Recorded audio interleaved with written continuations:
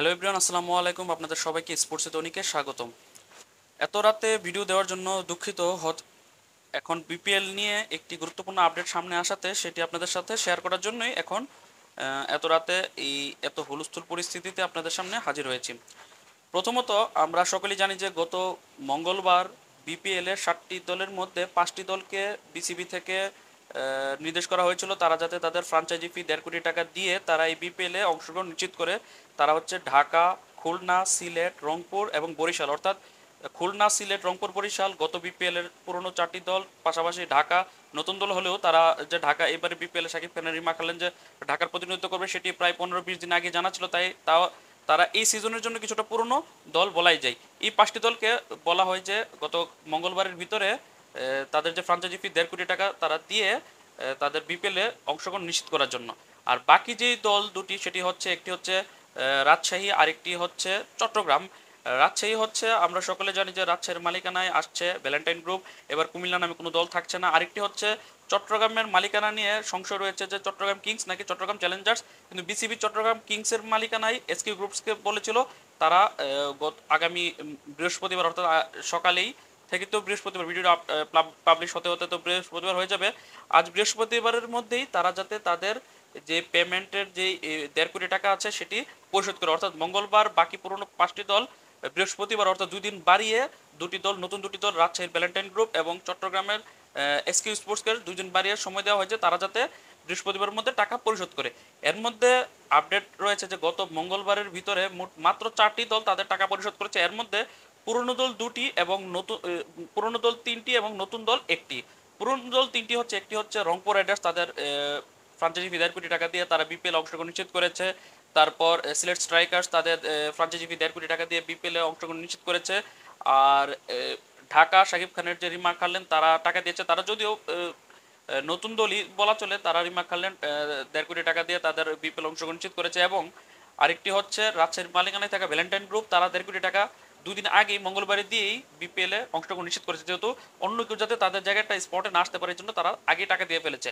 কিন্তু যাদেরকে মূলত নির্দেশ করা হয়েছে, মূলত তাদের মধ্যে খুলনা টাইগার্স, ফরচুন বরিশাল, তারা তাদের ফ্রাঞ্চাইজি ফি 1.5 কোটি টাকা গত মঙ্গলবার পরিশোধ করার কথা ছিল, তারা পরিশোধ করেনি। আর তাদের পাশাপাশি চট্টগ্রাম কিংস, যাদেরকে বৃহস্পতিবার সর্বশেষ ডেট রয়েছে, এই 3টি দল এখনো পরিশোধ করেনি। চট্টগ্রাম কিংসটা মানা যায়, বা তারা 2 দিন সময় বিসিবি তাদেরকে দিয়েছিল, তাই তারা 2 দিন হাতে রেখে তারা পরিশোধ করবে বৃহস্পতিবারের মধ্যে। কিন্তু ফরচুন বরিশাল এবং খুলনা টাইগার্স কেন টাকা পরিশোধ করেনি সেটি এখন বড় একটা প্রশ্ন। তাহলে কি তাদেরকে যেহেতু সময় দেওয়া হয়েছিল মঙ্গলবারের ভিতরে টাকা দিতে, তারা যেহেতু যথাসময়ে টাকা দেয়নি, তাদেরকে কি বিসিবি রিপ্লেস করবে অন্য কোনো দলকে দিয়ে, নাকি তারা বৃহস্পতির মধ্যে টাকা দিয়ে তারা বিপিএল এর অংশগ্রহণ নিষেধ করবে, সেটি এখন দেখার বিষয়। আর আরেকটি গুরুত্বপূর্ণ আপডেট হচ্ছে, গত মঙ্গলবার যখন বিসিবির সভাপতি ফারুক আহমেদ এই 7টি দলের প্রতিনিধিদের সাথে মিটিংয়ে বসে, তখন 7টি দলের প্রতিনিধির পাশাপাশি চট্টগ্রাম চ্যালেঞ্জার্স, আগের যে টিম চট্টগ্রাম চ্যালেঞ্জার্সের আক্তার গ্রুপ মালিকানাধীন আক্তার গ্রুপের একজন প্রতিনিধিও বিসিবিতে এসেছিল। এখন ভিতরে কি আসলে গুঞ্জন চলছে যে তারা কি আবার কন্টিনিউ করবে কিনা, কারণ বিসিবি শোনা যাচ্ছে বিসিবি তাদেরকে না করে দিয়েছে, কিন্তু শেষ পর্যন্ত চট্টগ্রাম কিংস না চট্টগ্রাম চ্যালেঞ্জার্স সেটি এখন দেখার বিষয়। তবে রাজশাহীর মালিকানা ভ্যালেন্টাইন গ্রুপ পাচ্ছে এটা 100%, এবং রিমা খাল্লেন পাচ্ছে ঢাকার মালিকানা, এটাও 100%। আর পুরনো 4টি দল হচ্ছে রংপুর রাইডার্স এবং সিলেট স্ট্রাইকার্স, তাদের অংশগ্রহণ নিশ্চিত করেছে ফ্রাঞ্চাইজি ফি দিয়ে। ফরচুন বরিশাল এবং খুলনা টাইগার্স কি করে সেটি দেখার বিষয়। আর এবারের বিপিএল এ কিছু গুরুত্বপূর্ণ আপডেট হচ্ছে যে আগামী 28 সেপ্টেম্বরের পরিবর্তে 5 অক্টোবর বিপিএল নিলাম অনুষ্ঠিত হওয়ার কথা। আজকে আবার নতুন একটা আপডেট শুনলাম যে 4 অক্টোবর বিপিএল নিলাম হবে, তবে ধরে নিন 5 অক্টোবরই হবে। আর বিপিএল অংশগ্রহণকারী ফ্রাঞ্চাইজিগুলো বিসিবির কাছে কিছু প্রস্তাব রেখেছে যে তারা এবার যে বিপিএল এর যে প্রত্যেক বিপিএল যে একটি নিয়ম রয়েছে যে প্লেয়ার রিটেনশন পদ্ধতি, 3জন ক্রিকেটারকে আপনি পুরনো দল থেকে রিটার্ন করতে পারবেন, সেটির তারা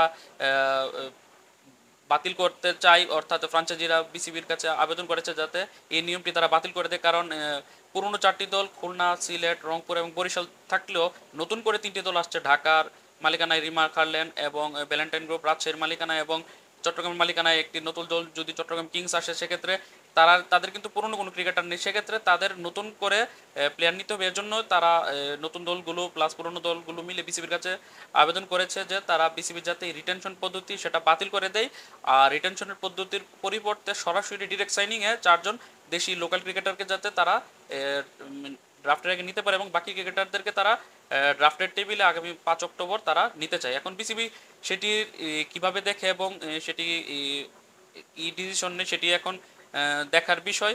এবং আরও কিছু গুরুত্বপূর্ণ আপডেট আসছে, কিন্তু সেটির আসলে সত্যতা পাওয়া যেতে তাই আপনাদের সামনে সেটি উপস্থাপন করছি না। তো এই ছিল আমার কাছে আপডেট।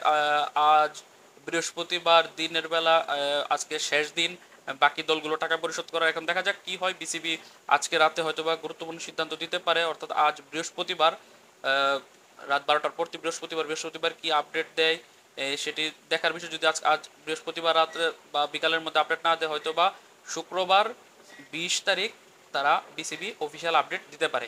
তো এই ছিল আমার কাছে আপডেট। পরবর্তী আপডেটের আগ পর্যন্ত চ্যানেলটি সাবস্ক্রাইব করে পাশে থাকা নোটিফিকেশন বেল আইকনটি প্রেস করে দিন। আল্লাহ হাফেজ।